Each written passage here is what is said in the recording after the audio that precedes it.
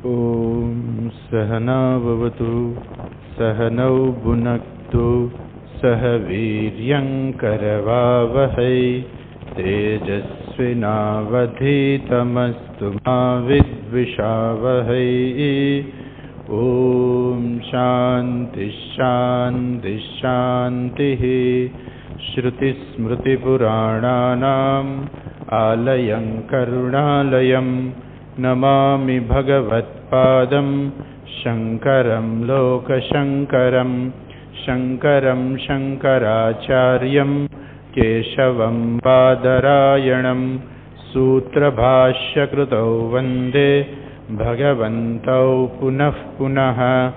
ईश्वरो गुरुरात्मेति मूर्तिभेदविभागिने व्योमवद्व्याप्तदेहाय दक्षिणामूर्तये नमः। ॐ पूर्णमदः पूर्णमिदं पूर्णात् पूर्णमुदच्यते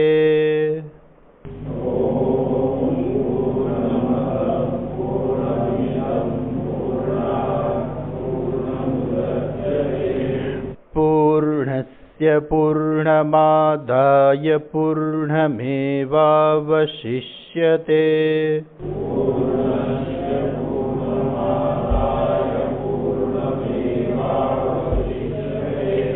ॐ शान्ति शान्ति शान्तिः।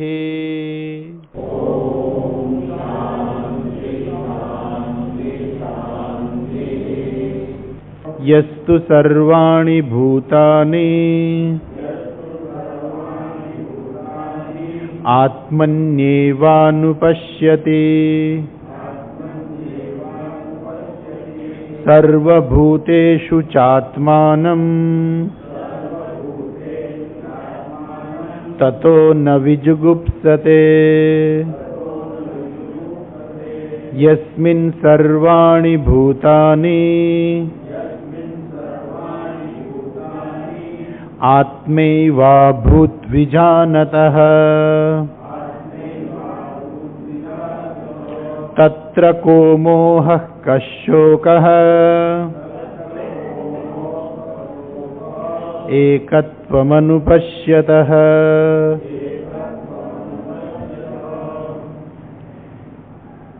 एकत्वम अनुपश्यतः तत्र को मोहः कः शोकः।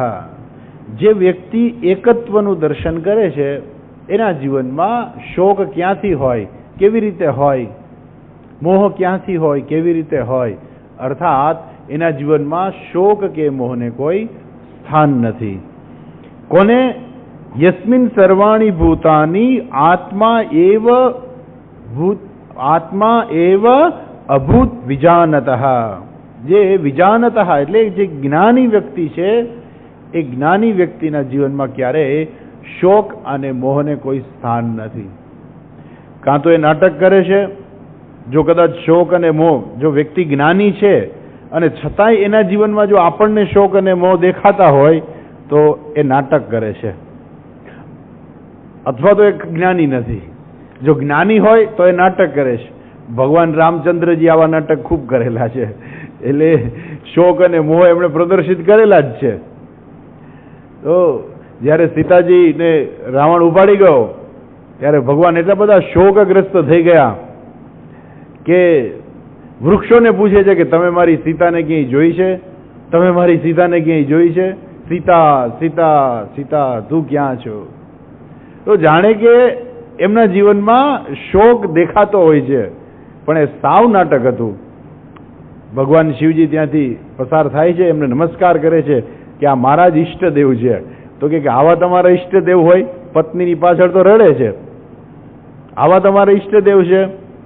એ કે મારે એની પરીક્ષા કરવી પડશે. એ કે દેવી ભગવાનની પરીક્ષા ના કરાય એમ. તો કે ના, મારે તો પરીક્ષા કરવી છે.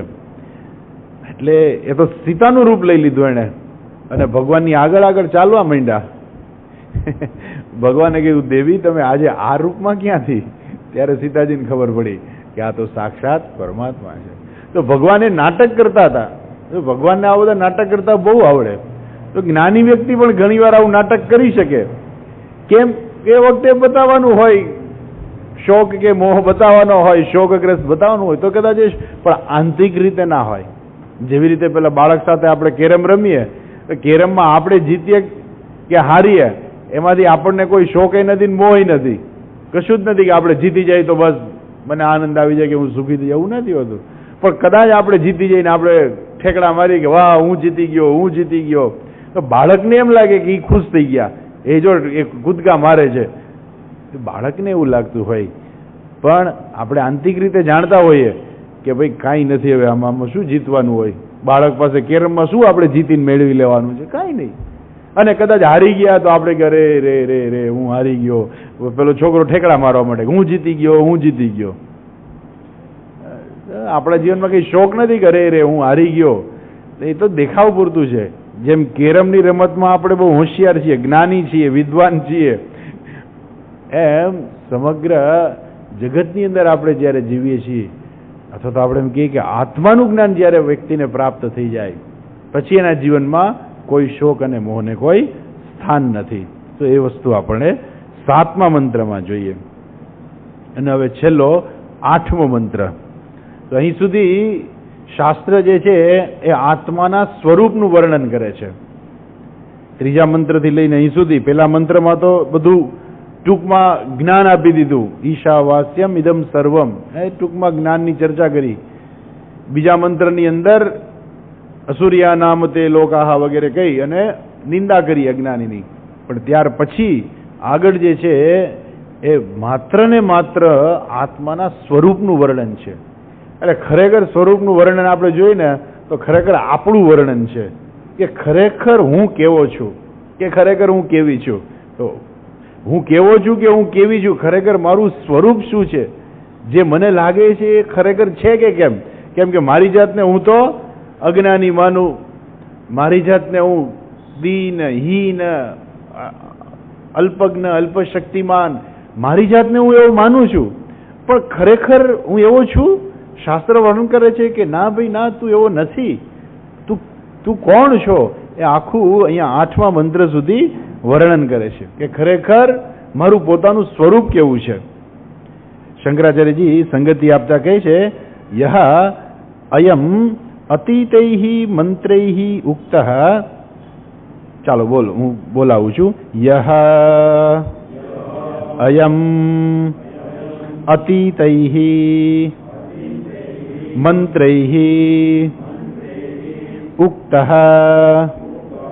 આત્મા સસ્વેન રૂપેણ કિમ લક્ષણઃ ઇતિ આહ અયમ મંત્રઃ. આગલા મંત્રની અંદર આવું બધું આવ્યું, આત્માનું વર્ણન કર્યું જુદી જુદી રીતે. પણ ખરેખર એ આત્માનું સાચું સ્વરૂપ શું છે? આપણે એમ કહ્યું કે આત્માને જાણવાથી એના જીવનમાં શોક નથી થતો, મોહ નથી થતો. પણ એ આત્મા ખરેખર એનું સાચું સ્વરૂપ શું છે? એ આત્માના સાચા સ્વરૂપનું વર્ણન અહીંયા 8મા મંત્રની અંદર કહ્યું છે. જુઓ 8મો મંત્ર. સપર્યગાત શુક્રમ અકાયમ અવ્રણમ અસ્નાવિરગુમ શુદ્ધમ અપાપવિદ્ધમ કવિર્મનીષી પરિભુસ્વયંભૂઃ યાથા તથ્યતઃ અર્થાન વ્યદધાત શાશ્વતીભ્યઃ સમાભ્યઃ. ફરીથી. સપર્યગાત શુક્રમ અકાયમવ્રણમ અસ્નાવિરગુમ શુદ્ધમપાપવિદ્ધમ કવિર્મનીષી પરિભુસ્વયંભૂઃ યાથા તથ્યતઃ અર્થાન વ્યદધાત શાશ્વતીભ્યઃ સમાભ્યઃ.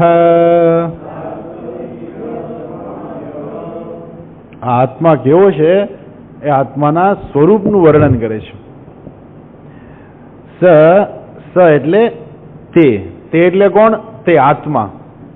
તો તે આત્મા કેવો છે?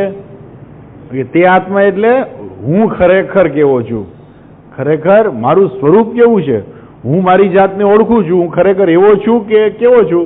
તો શાસ્ત્ર વર્ણન કરે છે કે ભાઈ તારું પોતાનું સ્વરૂપ કેવું છે, ખરેખર તું કોણ છો એ અહીંયા બતાવે છે. શું કહે છે? સહ એટલે તે આત્મા. એ આત્મા કેવો છે? પર્યગાત.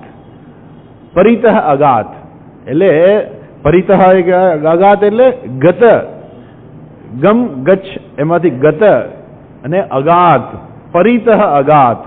જે આત્મા કેવો છે? સર્વવ્યાપી, સર્વગત. ગત એટલે બધી જ જગ્યાએ ગયેલો છે. આત્મા કેવો છે?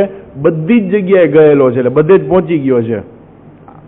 અચ્છા, આપણે જોઈને કે આપણે જઈ પેલા આત્મા ત્યાં પહોંચી ગયો હોય, તો એમ આત્મા કેવો છે?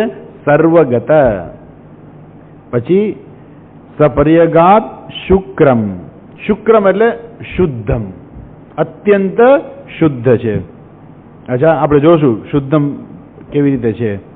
પછી અકાયમ. કાયા એટલે શરીર, અકાયમ એટલે શરીરથી રહિત. આપણે એવું જ માનતા હોઈએ કે એક શરીર છે, પણ શરીર એક નથી, 3 શરીર છે. અકાયમ એટલે આપણા 3 શરીરો છે: સ્થૂળ શરીર, સૂક્ષ્મ શરીર અને કારણ શરીર. જ્યારે વ્યક્તિનું મૃત્યુ થાય ત્યારે શું થાય? એ વ્યક્તિ સ્થૂળ શરીર છોડી દે અને સૂક્ષ્મ શરીર અને કારણ શરીર જાય સાથે.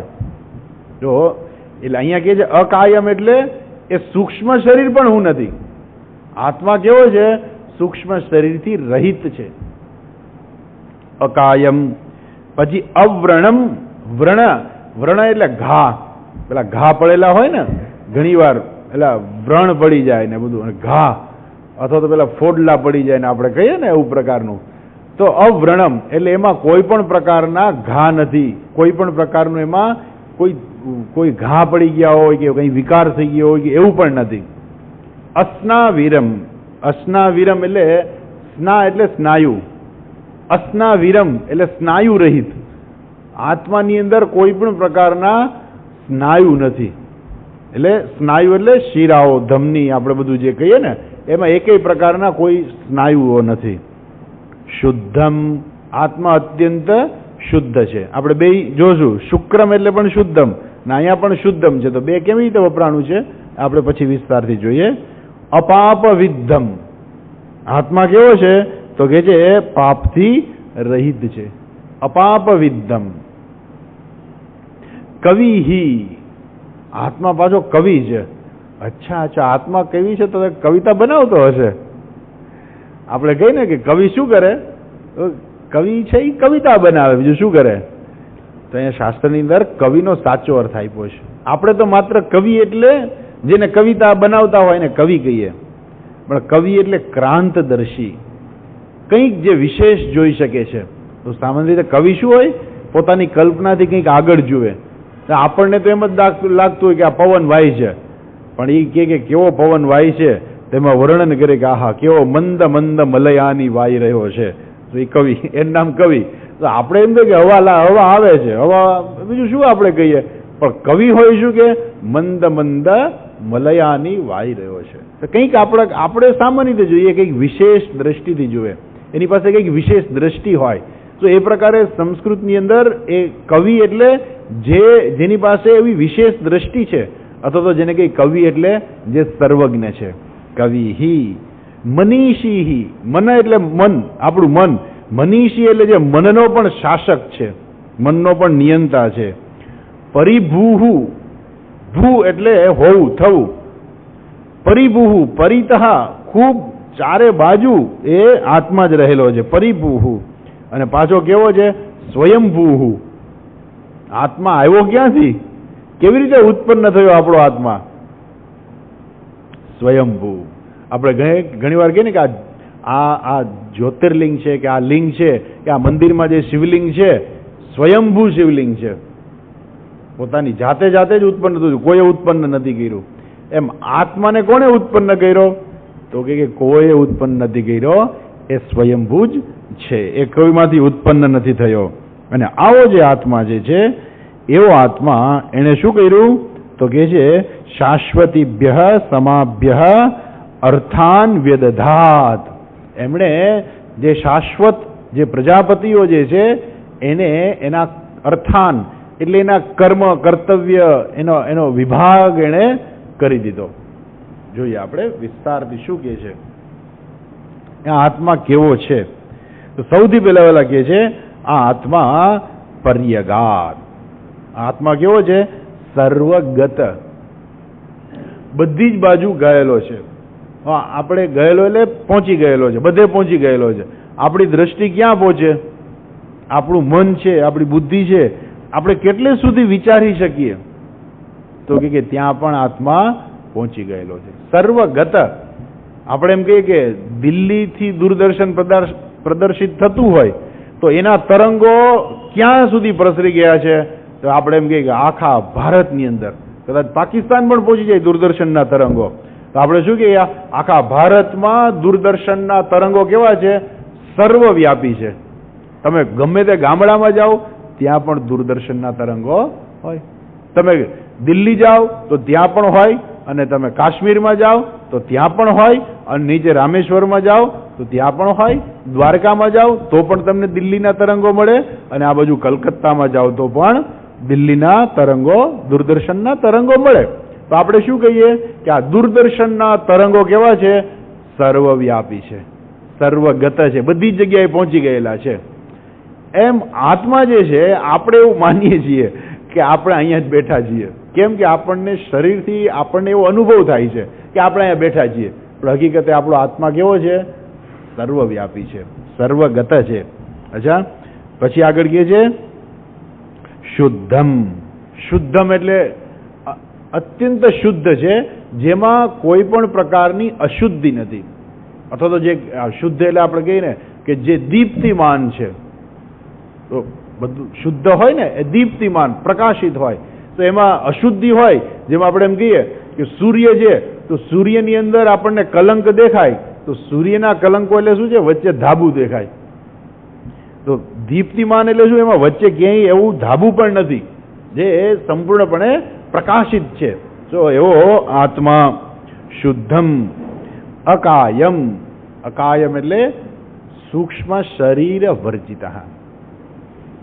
આપણા ત્રણ શરીરો છે. સ્થૂળ શરીર. સ્થૂળ શરીર એટલે આપણે હાથ પગ ને માથું ને જે બધું રહેલા છે ધડ, તો એ આપણું સ્થૂળ શરીર છે. પછી આપણી અંદર એક સૂક્ષ્મ શરીર છે. આ સ્થૂળ શરીરની અંદર સૂક્ષ્મ શરીર છે, અને આ સૂક્ષ્મ શરીર કેવું છે? આખા શરીરમાં વ્યાપ્ત છે, અને એને આપણે જોઈ ન શકીએ. સૂક્ષ્મ એટલે શું? જેને આપણે ન જોઈ શકીએ. પેલા કે ને સૂક્ષ્મ તરંગ. સૂક્ષ્મ તરંગ એટલે જેને આપણે ન જોઈ શકીએ એવા તરંગો. એમ આ સ્થૂળ શરીરની અંદર આપણું સૂક્ષ્મ શરીર છે, અને પાછું કેવું છે? આખા શરીરમાં વ્યાપ્ત છે.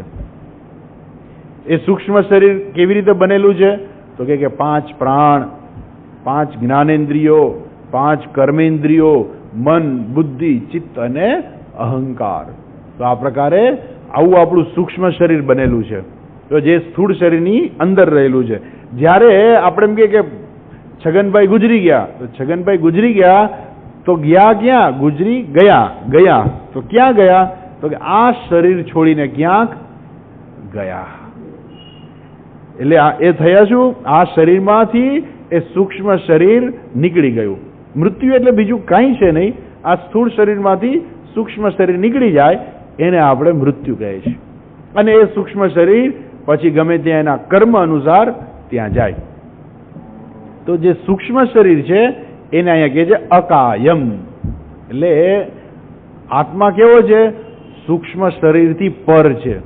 તો સૂક્ષ્મ શરીર તો જાય ને આવે, એટલું જ નહીં, સૂક્ષ્મ શરીરનો નાશ પણ થાય, એક જ વાર થાય, બીજી વાર ન થાય. સૂક્ષ્મ શરીરનો નાશ ક્યારે થાય? માત્ર ને માત્ર જ્ઞાન થવાથી.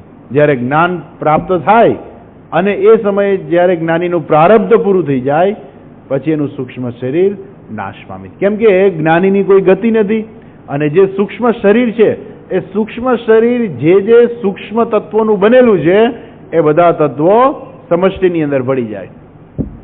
એટલે જ્ઞાનીનું પછી સૂક્ષ્મ શરીર રહે જ નહીં. એ તો શું બની જાય? એ ઈશ્વર બની જાય. એ ઈશ્વરની સાથે ઐક્યને પ્રાપ્ત કરે. જેને આપણે ભગવાન કહીએ તો એ ભગવાન, એ ઈશ્વર એ પોતે ઈશ્વર બની જાય છે. પછી એને ખ્યાલ આવે છે કે હું જ ખરેખર આ બધું છું, એટલે એ પછી ઈશ્વર બની જાય છે. તો આ રીતે જ્ઞાનીનું મરણ ક્યારેય થતું નથી. હા, પણ એનું નામ રહી જાય છે. અને ઈશ્વર હોવાને કારણે ઈશ્વર જેમ અનેક રૂપ લઈ શકે છે એમ જ્ઞાનીનું મરણ થયા પછી પણ એ કોઈ પણ રૂપ લઈ શકે છે. એટલે ઘણી વખત મહાત્મા કોઈ એવા મહાન જ્ઞાની મહાત્મા હોય તો ક્યારેક કોકને દર્શન આપે તો આપણે કે કરે જ્ઞાની મહાત્મા ન કહેવાય, કેમ કે તો એને તો સૂક્ષ્મ શરીર છે, કારણ કે દર્શન ક્યાંથી આપે? સૂક્ષ્મ શરીર હોય તો જ દર્શન આપી શકે. તો આપણને એમ થાય કે તો શું એને જ્ઞાન નથી? એ મુક્ત નથી? શું એનું સૂક્ષ્મ શરીર મુક્ત નથી થઈ ગયું? તો એ મુક્ત જ છે, એનું સૂક્ષ્મ શરીર પણ છૂટી ગયું છે, પરંતુ ઈશ્વર હોવાને કારણે એ ધારે એવું રૂપ લઈ શકે છે.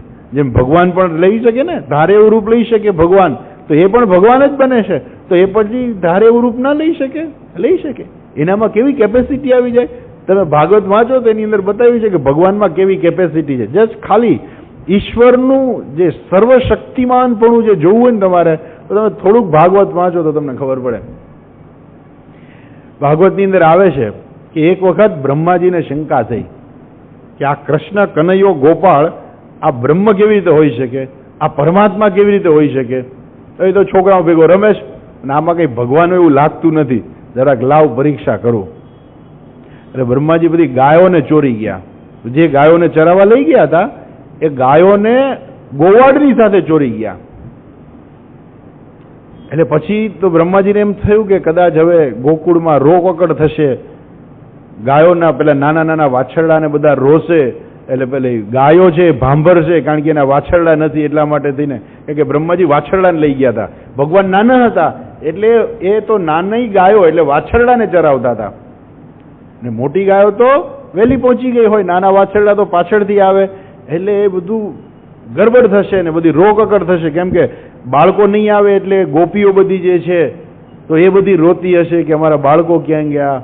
તો આવું એવું કહેવાય છે કે બ્રહ્માજીને આવી શંકા થઈ એટલે એમણે આવું બધાને બ્રહ્મલોકમાં લઈ ગયા ચોરી કરીને પરીક્ષા કરવા કે આ બાળક છે કનૈયો છે એ ભગવાન છે, સાક્ષાત બ્રહ્મ છે, પરમાત્મા છે, સર્વશક્તિમાન છે, અને એક બાળકનું રૂપ કેવી રીતે લઈ શકે?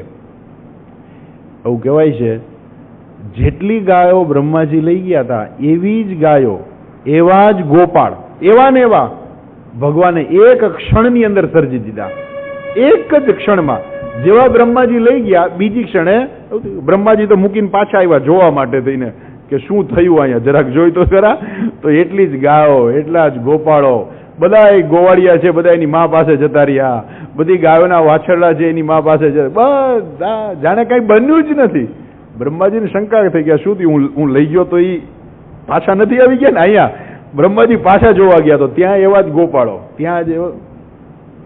જો ઈશ્વરનું એ સર્વશક્તિમાનપણું જે છે એ બતાવે છે. એટલે જ્ઞાની પણ જે છે એ પણ ઈશ્વરનું સ્વરૂપ બની જાય છે, અને એટલા માટે એ ધારે તે રૂપ લઈ શકે. પણ જ્ઞાનીના સૂક્ષ્મ શરીરનો નાશ થઈ ગયો હોય છે, છૂટું પડી ગયું હોય છે. એ વ્યષ્ટિ સૂક્ષ્મ શરીર છે સમષ્ટિની અંદર ભળી ગયું હોય છે, એટલે ગમે તે રૂપ લઈ શકે. અચ્છા, આત્મા કેવો છે? ફરીથી આપણે પાછા આવીએ તો આત્મા આ સૂક્ષ્મ શરીર રહિતનો છે. અકાયમ, અવ્રણમ, અસ્નાવિરમ. આ બે શબ્દો છે ને એ સ્થૂળ શરીરનો નિષેધ કરે છે. અકાયમ જે છે એ આપણે કેમ સ્થૂળ શરીર ન લઈ શકીએ? કારણ કે આમાં એવો કોઈ નિર્દેશ નથી આપ્યો કે અકાયમ એટલે તમારે સૂક્ષ્મ શરીર લેવું. તો કે અસ્નાવિરમ અને અવ્રણમ આ બે શબ્દો છે એ સ્થૂળ શરીરનો નિષેધ કરે છે, અને એટલા માટે અકાયમ છે એ સૂક્ષ્મ શરીરનો નિષેધ કરે છે. તો અવ્રણમ, અસ્નાવિરમ. અવ્રણમ એટલે એમાં કોઈ ઘા નથી પડતા, તો આત્માને કોઈ ઘા નથી કરી શકતું. એક તલવાર મારીને ઘા પડી ગયો. આત્માને કોઈ નૈનમ છિંદંતી શસ્ત્રાણી નૈનમ દહતી પાવકઃ ન ચૈનમ ક્લેદયંત્યાપઃ ન શોષયતી મારુતઃ. તો આત્માને કંઈ થતું જ નથી. એમાં કોઈ ઘા પણ નથી અને એમાં કોઈ શીરાઓ પણ નથી. અમુક પ્રાણીઓ એવા હોય કે જંતુ અમુક એવા હોય કે એની અંદર જેમ આપણા શરીરની અંદર સ્નાયુઓ, શીરાઓ, ધમનીઓ બધી હોય છે, એવું અમુક પ્રાણીઓમાં, અમુક જીવોની અંદર એવું નથી હોતું. નાના નાના જીવડા હોય તો કીડી, બિચારા કીડીની આ પગમાં કેટલી શીરા હોય વિચાર તો કરો. કેવી રીતે શીરા શક્ય છે? તો એના પગમાં કોઈ શીરા કે ધમની કે એવું કંઈ હોતું જ નથી. માકડ વગેરે જે છે પેલા જંતુઓ ઝીણા ઝીણા, તો આવા જંતુઓની અંદર ધમની કે શીરા હોતી નથી. પણ એ તો જીવ છે. હજુ એક આત્મા તો કેવો છે? આ બધાથી રહિત છે. એ જીવ પણ નથી, એનાથી પણ રહિત છે. એટલે અસ્નાવિરમ અવ્રણમ, એના દ્વારા એ નિષેધ થઈ ગયો સ્થૂળ શરીરનો. સ્થૂળ શરીર પણ આત્મા નથી, સૂક્ષ્મ શરીર પણ આત્મા નથી. અને પછી કે છે શુદ્ધમ. તો આત્મા કેવો છે? અત્યંત શુદ્ધ છે. એમાં કોઈ પણ પ્રકારની અશુદ્ધિ પ્રવેશી નથી શકતી. અહીંયા કે છે શુદ્ધમ એટલે શું? નિર્મલમ. તો આત્મા નિર્મળ છે. તો મળ અનેક પ્રકારના, બે પ્રકારના મળ છે. જેમ સ્થૂળ શરીરમાં મળ આવે એટલે આપણે બહારે જઈએ તો આપણા શરીરને ધૂળ લાગે તો આપણે શું કરવું પડે? સ્નાન કરવું પડે. તો સ્થૂળ શરીર શુદ્ધ થાય. એટલે આપણે કહીએ ને કે ભાઈ સવારે શુદ્ધ થઈને ભગવાનની પૂજા કરવી. એટલે શું? સવારે સ્નાન કરીને ભગવાનની પૂજા કરવી. બરાબર છે? પણ એવી જ રીતે જેમ આપણું સ્થૂળ શરીર છે એને આપણે સ્નાન કરીને આપણે શુદ્ધ કરીએ, એવી જ રીતે આપણું સૂક્ષ્મ શરીર પણ છે. અને એ સૂક્ષ્મ શરીર એનામાં પણ અશુદ્ધિ હોય, એમાં પણ મળ આવી જાય, અશુદ્ધ થઈ જાય. કેવી રીતે થાય?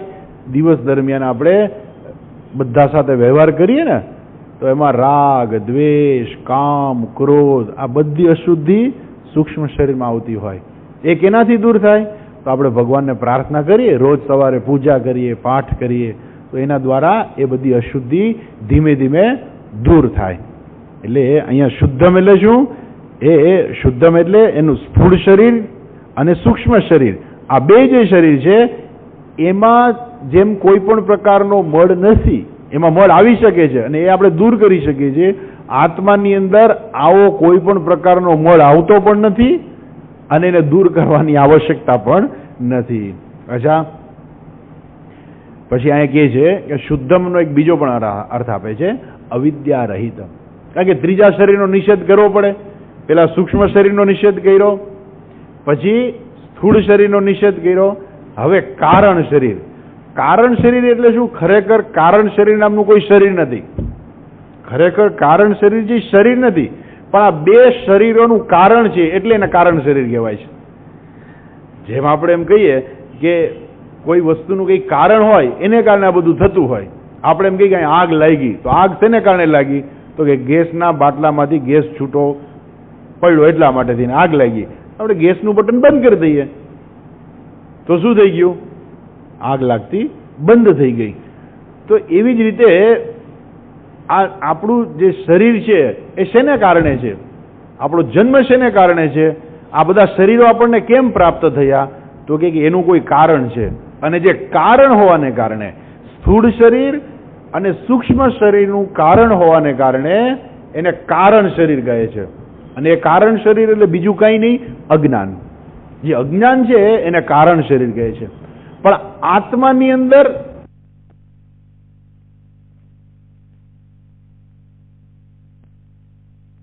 જ્ઞાન આપવાની જરૂર નથી કે આત્માને આપણે તપશ્ચર્યા કરીને હું મારા આત્માની શુદ્ધિ કરું છું. શબ્દ ભલે આપણે વાપરીએ કે તપશ્ચર્યાથી આપણે આત્માની શુદ્ધિ કરીએ, ખરેખર આત્માને શુદ્ધ નથી કરવાનો, મનને શુદ્ધ કરવાનો છે. તો ત્યાં આત્મા એટલે મન છે. ઘણીવાર આત્માના જુદા જુદા અર્થ થતા હોય એટલે એમ કે તપશ્ચર્યા દ્વારા તમે તમારા આત્માની શુદ્ધિ કરો, પણ લોકો સમજે નહીં.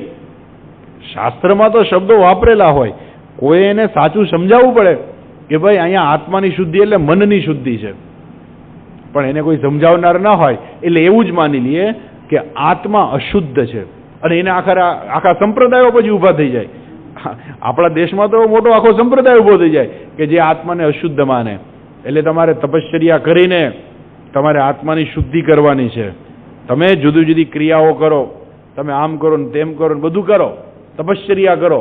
તપશ્ચર્યા કરીને આત્માની શુદ્ધિ કરવાની છે. ના પાડે છે. આત્માને શુદ્ધ કરવાની જરૂર નથી. તમારે શુદ્ધ કરવું હોય તો તમે તમારા મનને કરી શકો. મનની અંદર અશુદ્ધિ આવે છે. આપણે લોકોની સાથે વ્યવહાર કરીએ તો એની સાથે આપણા મનમાં અશુદ્ધિ આવી શકે છે. અનેક પ્રકારની અશુદ્ધિઓ, કામ, ક્રોધ, લોભ, મોહ, આ બધું જે છે આ બધી અશુદ્ધિ આવી શકે છે. કોઈ આપણા કર્મો એવા હોય, કર્મને કારણે આપણામાં અશુદ્ધિ આવી શકે છે. અને કોઈ એવા મિત્રો હોય, કોઈ એવા સંબંધીઓ હોય કે જેની સાથે આપણે વ્યવહાર કરીએ અને મનમાં રાગ દ્વેષ ઊભા થઈ જાય તો એને કારણે અશુદ્ધિ આવી શકે છે. પણ મનમાં આવી શકે છે, આત્મામાં નહીં. એટલે આત્મા કેવો છે? શુદ્ધ છે. અર્થાત આત્મામાં કોઈ પણ પ્રકારનું અજ્ઞાન નથી. અને એનો અર્થ આત્મા છે કારણ શરીરથી પણ પર છે, રહિત છે. અને આનો અર્થ એ થયો આત્મા કેવો છે? સ્થૂળ શરીર, સૂક્ષ્મ શરીર અને કારણ શરીરથી પર છે, અલગ છે. એને આત્માને આની સાથે કંઈ લેવા દેવા નથી. આત્મા તો નિત્ય શુદ્ધ જ છે. અચ્છા, અપા શુદ્ધમ. પછી કે છે અપાપ વિદ્ધમ. પાપ આપણે પાપ એટલે શું કહીએ? કોઈ એમ કે હા હા હા જો એને પાપ કર્યું. શું પાપ કર્યું? પેલા જીવડાને મારી નાખ્યું એટલે એને પાપ લાગ્યું. એટલે આપણે કંઈક ખોટું કર્મ કરીએ તો આપણે શું કહીએ? આપણને પાપ લાગ્યું. પણ શાસ્ત્ર એમ કહે છે કે કોઈ પણ કર્મ છે ને એ પાપ જ છે. તમે સારું કરો કે ખોટું કરો, બેય પાપ જ છે. શરૂઆતમાં એવું કહેવામાં આવે કે તમે પુણ્ય કર્મ કરો, પુણ્ય કર્મ કરો. કેમ કે માણસને પાપમાંથી પાછો વાળવો છે, એટલા માટે કે તમે પુણ્ય કરો. પછી એને કહેવામાં આવે કે ભાઈ હવે આ પુણ્ય છે ને એ પાપ જ છે. એ પુણ્ય છે એ કેવી રીતે પાપ છે? તો કે જેવી રીતે પાપ ભોગવવા માટે થઈને જન્મ લેવો પડે એમ પુણ્ય ભોગવવા માટે જન્મ લેવો પડે. એવું નથી કે આપણે પુણ્ય ખૂબ ભેગા થઈ ગયા એટલે આપણને મોક્ષ મળી જશે. ના, ગમે એટલા આપણે પુણ્ય કરીએ ને કોઈ દિવસ મોક્ષ ના મળે એના દ્વારા. હા, પુણ્ય દ્વારા આપણા અંતઃકરણની શુદ્ધિ આપણે કરી શકીએ, એ શક્ય છે. અને અંતઃકરણની શુદ્ધિમાં પછી જ્ઞાન પ્રાપ્ત કરીએ તો મોક્ષ છે, એ બરાબર છે. પરંતુ ક્યારેય પુણ્યથી મોક્ષની પ્રાપ્તિ નથી. લોકો પુણ્ય ખૂબ કરે અને પુણ્ય દ્વારા માણસ ખૂબ આગળ જઈ શકે. આગળ જઈ શકે એટલે ઉર્ધ્વલોકની પ્રાપ્તિ કરી શકે. જેમ પુણ્ય કર્મ કરે એમ એને ઉર્ધ્વલોકની પ્રાપ્તિ થાય. વધુ ને વધુ સમય એ ઉર્ધ્વલોકમાં રહી શકે. આપણે એમ કહીએ ને કે આપણી પાસે જાજા પૈસા હોય તો આપણે ફરવા જવું જ જઈ શકીએ, બરાબર ને? એવું ને મફત ના લઈ જાય, એ તો સ્વામીજીને કોક દી કોક લઈ જાય, બાકી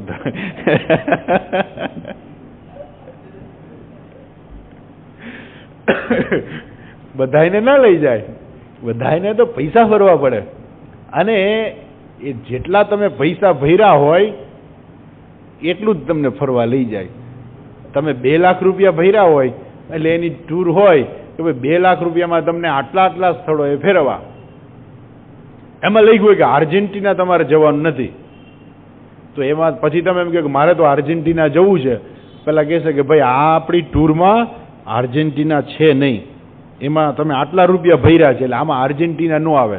બીજી ટૂર થાય છે 4 લાખની, એમાં તમે આવશો તમને આર્જેન્ટિના લઈ જશું, જ્યાં તમારે જવું હશે ત્યાં લઈ જશું, પણ આ 2 લાખમાં ના આવે. એમ જ્યારે માણસ પુણ્ય કર્મ કરે તો પુણ્ય પણ એક પ્રકારના પૈસા છે અને માણસ વાપરી શકે. સ્વર્ગાદી લોકમાં જઈ અને ત્યાં જઈને પછી ત્યાં પણ એવું છે, પછી એમ કે મારે તો રંભાનો ડાન્સ જોવો છે તો પછી ત્યાં ખર્ચ થાય. પેલું ઓટોમેટિક કપાય છે. આજકાલ હવે ઓટોમેટિક સિસ્ટમ આવી ગઈ છે બધી. તમારે કંઈ કરવાનું નહીં, તમારે ખાલી તમારું કાર્ડ આપવાનું. પેલા કે આમાં 2000 રૂપિયાનું પેટ્રોલ નાખી દે, 2000 રૂપિયાનું પેટ્રોલ નાખી દે છે.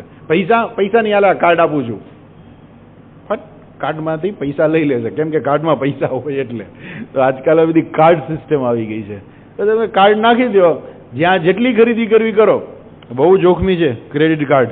તમને આપે ક્રેડિટ કાર્ડમાં તમે ખરીદી કરી શકો, લિમિટ આપે કે જેવી વ્યક્તિની કેપેસિટી જેવું કાર્ડ એ પ્રકારે કે તમે ધારો તો 50,000 રૂપિયાની તમે ખરીદી કરી શકો. તમારે ભલે ને તમારી પાસે પાંચ્યું ન હોય, તમે 50,000 રૂપિયાની ખરીદી કરી શકો. ખાલી તમારે કાર્ડ જ આપવાનું, કેમ કે એની અંદર ઇનબિલ્ટ બેલેન્સ હોય એ પ્રકારની. એ જ રીતે જે માણસ પુણ્ય કર્મ કરે સ્વર્ગમાં જાય ને પછી એમ કે મારે તો રંભાનો ડાન્સ જોવા જવું છે, પધારો પધારો તમારું સ્વાગત છે. પણ જેવા અંદર દાખલ થાય એટલે પૂછે કોણ આવ્યા? છગનભાઈ. છગનભાઈ અંદર દાખલ થાય ઓટોમેટિક બધું સ્કેન થઈ જાય, એના પુણ્યમાંથી એટલું પુણ્ય બાદ થઈ જાય. એટલે સ્વર્ગની અંદર પણ મફત રહેવા નથી મળતું. ત્યાં પણ આપણે પુણ્યનું ભાથું લઈને જવું પડે અને ત્યાં આપણું પુણ્ય વપરાય છે. ક્ષીણે પુણ્ય મર્ત્ય લોકમ વિશંતિ. ભગવાન ગીતામાં સ્પષ્ટ કહે છે કે આ પુણ્ય ક્ષીણ થઈ જાય એટલે તમારે મૃત્યુલોકમાં પાછું આવવું પડે. તો એ શું છે? આપણે અહીંથી કમાયેલા એક પૈસા જ છે, ત્યાં જઈને આપણે વાપરી આવીએ, એ પૂરા થઈ જાય એટલે ભગવાન કહે કે તો હવે જાઓ પાછા, પૂરું થઈ ગયું. એટલે ગમે એટલું પુણ્ય કરીએ એનાથી પણ મોક્ષ પ્રાપ્ત નથી થતો. માટે પુણ્ય કર્મને પણ પાપ કહે છે. એટલે અહીંયા જે શબ્દ જે વાપરવામાં આવ્યો છે અપાપ વિદ્ધમ, પરંતુ એટલું યાદ રાખજો કે આત્મા છે એનાથી જુદો છે. આત્મામાં પુણ્ય પણ નથી અને આત્મામાં પાપ પણ નથી. આત્માને પુણ્ય પણ નથી લાગતું, આત્માને કોઈ પાપે નથી લાગતું. ગમે એટલું માણસ પાપ કર્મ કરે, આત્માને કોઈ પાપ ન લાગે. ગમે એટલું પુણ્ય કરે, આત્માને કોઈ પુણ્ય લાગતું નથી. એ જ્યાં સુધી પેલું અજ્ઞાન છે ત્યાં સુધી પેલો અહંકાર છે, આ બધું અહંકારને ચોટે અને પછી જન્મ મરણના ચક્રમાં ફેરે લાગે. પણ એમાં આત્માને કંઈ થઈને જ જતું, કેમ કે આત્મા તો સર્વવ્યાપી છે. જાય ક્યાં? આત્મા પાપ કરીને જાય ક્યાં? અને આત્મા પાપ કરે કેવી રીતે? આત્મા પાપ કરી જ નથી શકતો અને આત્મા પાપ કરતોય નથી. એમાં કોઈ પણ પ્રકારનું પાપ નથી. એટલે કે છે અપાપ વિદ્ધમ. પછી કવિર મનીષી. કવિહી એટલે ક્રાંતદર્શી, સર્વદૃક, જે બધું જ જોવે છે, જે સર્વને જાણે છે, અથવા તો જે કઈ કે જેને બધી જ ખબર છે, સર્વજ્ઞ, જે સર્વજ્ઞ છે, જે કંઈક વધારે જોઈ શકે છે, આપણી દ્રષ્ટિ પડે એના કરતા કંઈક વધારે જોઈ શકે છે, એ કવિહી. અર્થાત એ આત્મા કેવો છે? બધું જ જાણે છે. આપણે કોઈને એમ ન કહીએ કે જોજો ભલે તમે ગમે તે કરો પણ ભગવાન એક છે જોનારો. તમે કોઈને નહીં બતાવો પણ તમે ગમે એવું કર્મ, સારું કે ખોટું કર્મ કર્યું હશે, ભગવાન એની નોંધ લે જ છે. આપણે કહીએ ને કે ભગવાન સર્વને જાણે છે. અંધારામાં પણ ભગવાન રહેલો જ છે. ભગવાન સર્વવ્યાપી છે. તમે જે કરો એ બધું જ ભગવાન જુએ છે. આપણે કહીએ છીએ પણ એ ભગવાન એટલે કોણ? એ જ આત્મા, એ કવિહી. અને પાછો કેવો છે? મનીષી. મનીષી એટલે મનનો શાસક. એટલે મનનો શાસક. જેમ આપણું જે આ શરીર જે છે એ સંપૂર્ણપણે મન ઉપર આધારિત છે. આમ જો તો બુદ્ધિ તો છે પણ બુદ્ધિ બિચારી બની જાય ઘણી વાર. જેની બુદ્ધિ પાવરફુલ ના હોય એ બુદ્ધિ ઘણી વાર બિચારી બની જાય. કેમ? મન નક્કી કરે એમ બુદ્ધિને હાલવું પડે. પછી બુદ્ધિ તો એમ કે આવું ના કરાય, બુદ્ધિમાં એવી સમજણ છે કે આવું ના કરાય, પણ છતાંય માણસ કેમ કરે છે? કેમ કે એના મન ઉપર કાબુ નથી. એટલે મન શું થઈ જાય છે? સર્વે સર્વા થઈ જાય છે. ઘણી વાર પેલું હોય ને રાજાનું, કે આમ તો કે રાજા, પણ ખરેખર રાજ્ય કોણ હલાવતું હોય? પેલી રાણી જ હલાવતી હોય. કહેવાય રાજા, રાજા બધો આદેશ આપે, પણ રાજા રાણીને પૂછીને જ આદેશ આપે. રાણી કે એમ જ થાય. તો એમ જાણે કે આ મન રાણી જેવું કામ કરે છે. મન એવું થઈ જાય કે માણસની બુદ્ધિ કંઈ કામ જ ના કરે. એટલે આમ તો મન બુદ્ધિ આપણે ભેગાઈ લઈ શકીએ, પણ ખરેખર જોઈએ તો મન જે છે એ મનનો શાસક, એને આ કહે છે મનીષી. અથવા તો આપણે એમ કહીએ કે ઈશ્વર છે શું છે? આખા જગતનો શાસક છે. જેમ આપણે આપણા શરીરનો મન શાસક છે, એમ આખી સમગ્ર સૃષ્ટિ જે છે એનો શાસક એ પરમાત્મા છે, એ જ આત્મા છે. એટલે એને કહે છે મનીષી. અચ્છા, તો આ આત્મા પરમાત્મા ક્યાંથી આવ્યો, કેવી રીતે ઉત્પન્ન થયો? કંઈક તો હોવું જોઈએ કે નહીં? આ જગતમાં કાંઈ એની મેળે મેળે નથી થતું, તો પણ આત્મા ક્યાંથી આવ્યો? ક્યાંયથી નહીં. આત્મા પહેલેથી જ છે, સ્વયંભૂ. એ પોતે જાતે જ છે, એને કોઈ ઉત્પન્ન નથી કર્યો કે હા આત્મા ઉત્પન્ન થયો. જો આત્મા ઉત્પન્ન થયો હોય તો કોઈ ઉત્પન્ન કર્યો હોય. આત્મા કેવો છે? સ્વયંભૂ. એ પોતે પોતાની રીતે જ છે. એ પહેલાય હતો, આજે પણ છે, હવે પછી પણ રહેવાનો છે. ત્રણેય કાળ, ત્રિકાલ બાધિત. એને કોઈ કાળ નડતા નતા. જેવી રીતે આપણે એમ કહીએ અમુક વસ્તુ હોય એનું આદિ હોય અને અમુકનો અંત હોય, અમુક અનાદિ હોય. અનાદિ એટલે શું? તો કે એનું આદિ ખબર જ ના પડે. જેમ કે માયા જે છે, અજ્ઞાન જે છે, તો અજ્ઞાન કેવું છે? અનાદિ છે. અજ્ઞાન અનાદિ છે, ક્યારથી આવ્યું ખબર જ નથી. જાણે કે પહેલેથી જ હોય એના જેવું લાગે આપણને. આપણે એમ કહીએ કે અજ્ઞાન આવ્યું ક્યાંથી, એ ખબર નથી કોઈને હજુ સુધીમાં. એટલે અજ્ઞાનને કેવું કહેવાય? અનાદિ. શાસ્ત્રમાં પણ એનો કોઈ જવાબ નથી. એટલે શું કહ્યું? અજ્ઞાન કેવું છે? અનાદિ છે. કેમ કે છે એ નક્કી છે. આપણી પાસે અજ્ઞાન છે એ તો નક્કી જ છે. આપણે જ્ઞાની નથી એટલે અજ્ઞાની છીએ, એટલે અજ્ઞાની છીએ તો નક્કી જ છે. તો અજ્ઞાન આવ્યું ક્યાંથી? તો કે તો અનાદિ છે, પણ અંતવાન છે. એનો અંત આવી જાય એક વખત. ક્યારે અંત આવે? જ્ઞાન થાય એટલે અજ્ઞાનનો અંત આવી જાય. 5 + 5 = 10 ના આવડતું હોય તો એ અજ્ઞાન છે, પણ એ આવડી જાય એટલે શું થયું? એ અજ્ઞાનનો અંત આવી ગયો. એમ હું પરમાત્માનું સ્વરૂપ છું એ નથી જાણતા, એને કારણે આપણે શું કહીએ કે એ અજ્ઞાન છે. અને અજ્ઞાન ક્યારથી છે? કોઈને ખબર નથી. એટલે એને કીધું અનાદિ. પણ જેવું જ્ઞાન પ્રાપ્ત થાય એટલે શું થાય? અજ્ઞાન જતું રહ્યું. બે ભેગા ન રહી શકે. જ્ઞાન અને અજ્ઞાન બે કોઈ દી ભેગા ન રહીએ. એટલે જ્ઞાન આવે એટલે અજ્ઞાન જતું રહે. એટલે અજ્ઞાન કેવું થઈ ગયું? અંતવાન. અને આત્મા કેવો છે? અનાદિ અનંત. આત્મા કેવો છે? અનાદિ છે. એની શરૂઆત ક્યારથી થઈ કોઈને ખબર નથી. સ્વયંભૂ. પણ ઘણીવાર સ્વયંભૂ હોય પણ પછી એનો અંત આવી જાય તો કે ના, અનંત. સ્વયંભૂ છે અને અનંત છે. સ્વયંભૂ. પછી આગળ શું કહે છે? પરિભૂ સ્વયંભૂ. પરિભૂ. પરિ એટલે સર્વત્ર. એ આત્મા જે છે બધી જ બાજુ છે. ભવતી પરિતઃ ભવતી. બધી જ જગ્યાએ છે. એવું નથી કે અહીંયા નથી. પરિસમંતાત. ગમે ત્યાં જાઓ ત્યાં આત્મા તો છે જ. એટલે પરિભૂ સર્વેશામ ઉપરી ભવતી. અને પરી એટલે ઉપરી. ઉપરી એટલે બધાથી ઉપર છે. અને જે બધાથી ઉપર હોય ને એનામાં શક્તિ વધારે હોય. આ ગવર્મેન્ટ ઓફિસ વાળાને ખબર હશે કે આ લેટર ક્યાંથી આવ્યો? તો કે ઉપરથી આવ્યો. ઉપરથી કીધું છે આમ કરવાનું એટલે અમારે કરવું પડે. ઉપરથી કીધું. કોણે કીધું? ઉપરથી કીધું. ઉપરથી કીધું એટલે ઉપર જ બરાબર બેઠા છે? એના ઉપર નહીં. ઉપર એટલે એના અધિકારી કે જેનું શાસન ચાલે છે. જેનું શાસન એક જગ્યાએ નહીં, બધી જગ્યાએ ચાલે છે. એના દરેક વિભાગની અંદર એનું શાસન ચાલે છે. એટલે કે ઉપરથી ઓર્ડર છે આમ કરવાનું, એટલે એને કરવું જ પડે. ઉપરથી ઓર્ડર છે, ઉપરથી આ પરિપત્ર આવ્યો છે, એ પ્રકારે કરવું જ પડે. એટલે શું છે? ઉપરી એટલે એક તો શાસક પણ છે અને એનાથી સર્વથી પર પણ છે. ઉપરી એટલે પર પણ થાય તો બધાથી પર છે. સ્થૂળ શરીર, સૂક્ષ્મ શરીર, કારણ શરીર, એનાથી બધાથી પર છે. એટલે એ પરી એટલે ઉપરી એટલે સર્વથી પર પણ છે.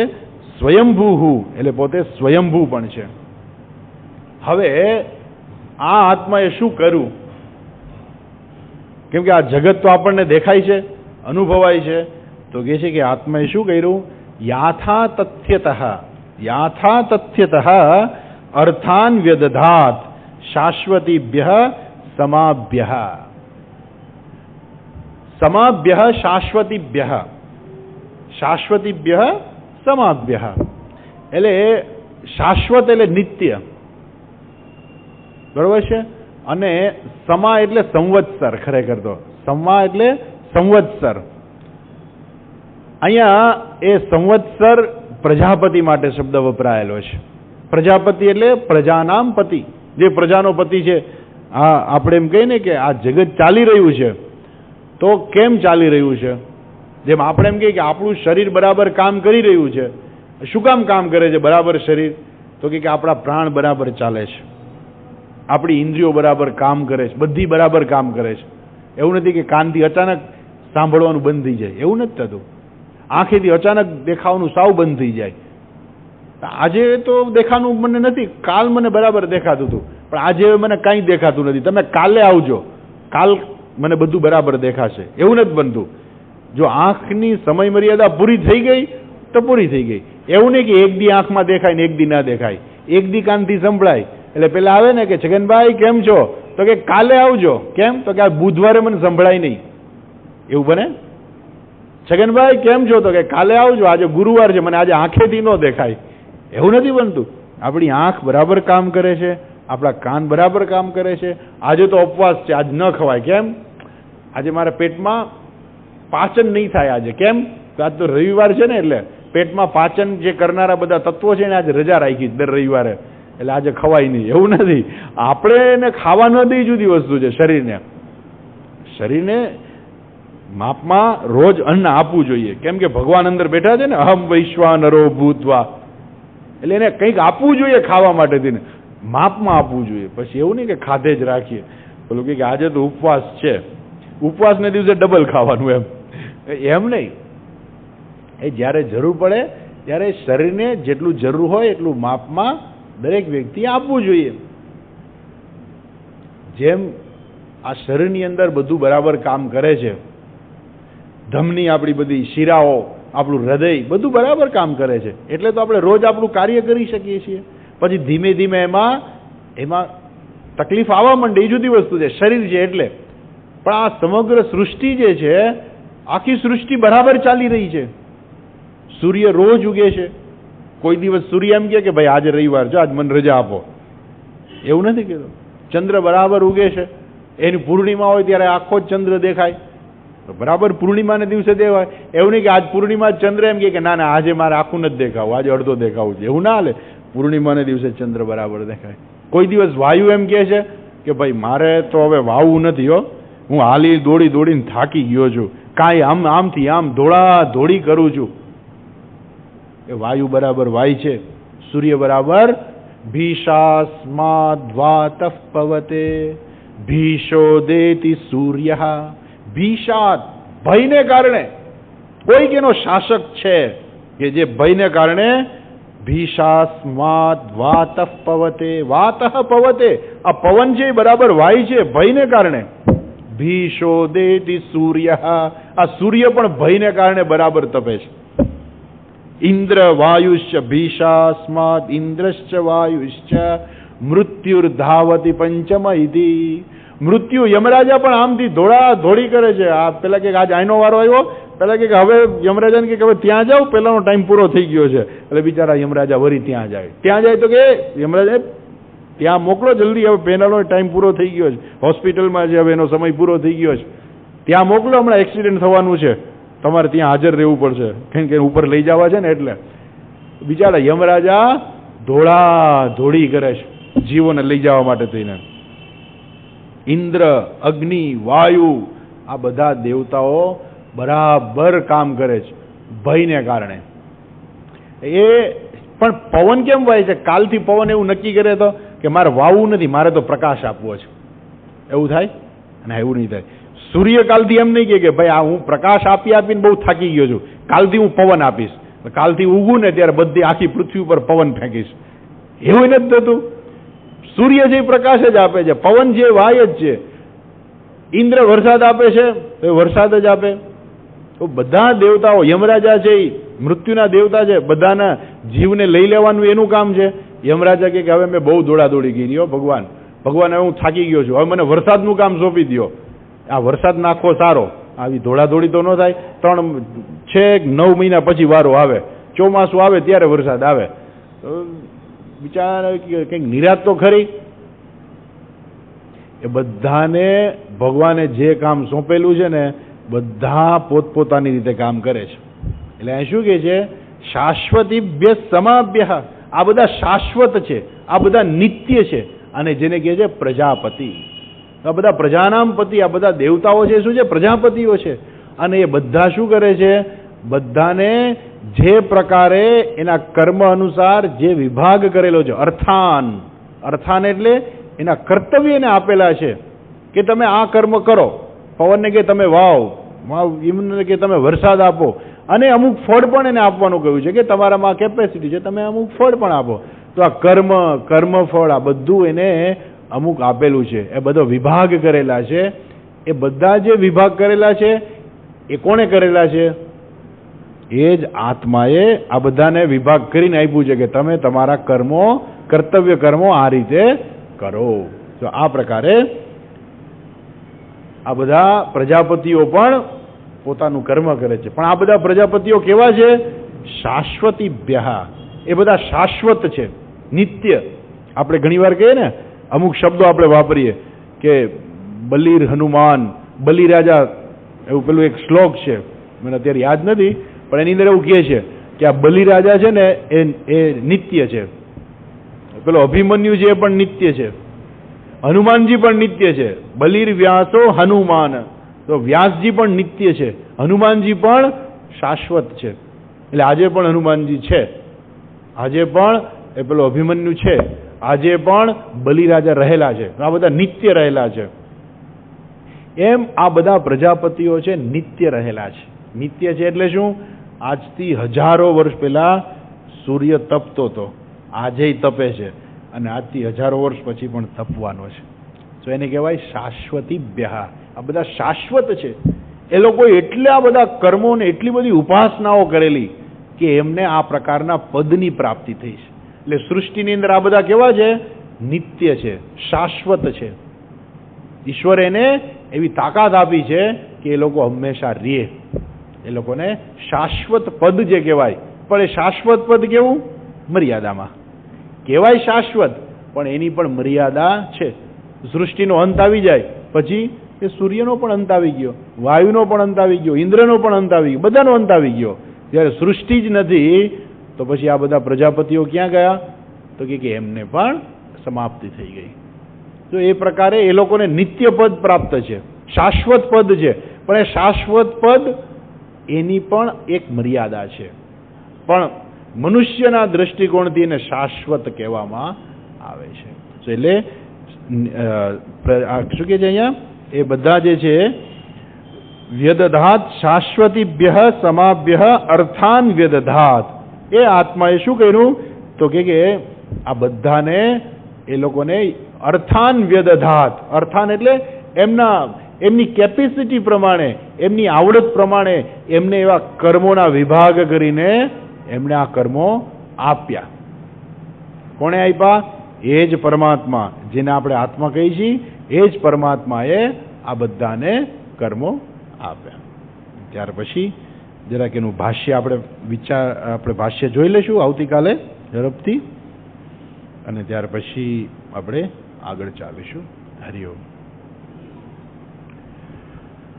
ઓમ પૂર્ણમદઃ પૂર્ણમિદં પૂર્ણાત પૂર્ણમુદચ્યતે પૂર્ણસ્ય પૂર્ણમાદાય પૂર્ણમેવાવશિષ્યતે. ઓમ શાંતિ શાંતિ શાંતિ. હરિ ઓમ શ્રી ગુરુભ્યો નમઃ. હરિ ઓમ.